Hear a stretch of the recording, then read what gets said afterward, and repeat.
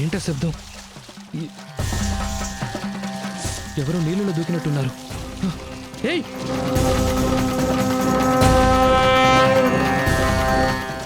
ఏయ్ తరుణి!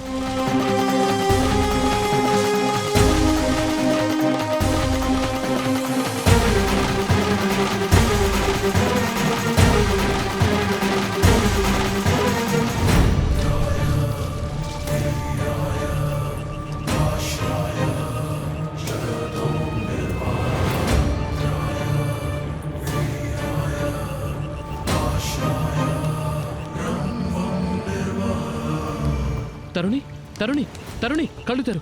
తరుణి, తరుణి, తరుణి, లే తరుణి, తరుణి, నన్ను చూడు తరుణి, తరుణి, ఏం కాలేదు, ఏం కాలేదు, ఏం కాలేదు. ఇలా చూడు, ఏం కాలేదు, ఏం కాలేదు, ఏం కాలేదు, ఏం కాలేదు. ఏమైందమ్మా? ఎందుకు ఇలా చేసావు?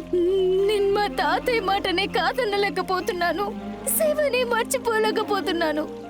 నన్నేం చేయమంటారు? చచ్చిపోవడం ఒకటే నాకున్న దారి. చూడు సిస్టర్, ఏడవకూడదు. జీవితంలో ఒక విషయం సాధించాలంటే పోరాడాలి. చచ్చిపోతే అన్నీ అయిపోతాయి అనుకుంటున్నావా? నువ్వు ప్రేమించినట్టుగానే నిన్న అబ్బాయి కూడా ప్రేమించుంటాడుగా. నువ్వు ఇవాళ చేసిందే రేపు ఆ అబ్బాయి చేస్తే ఏంటి పరిస్థితి? మరి నన్ను ఏం చేయమంటారన్నయ్య?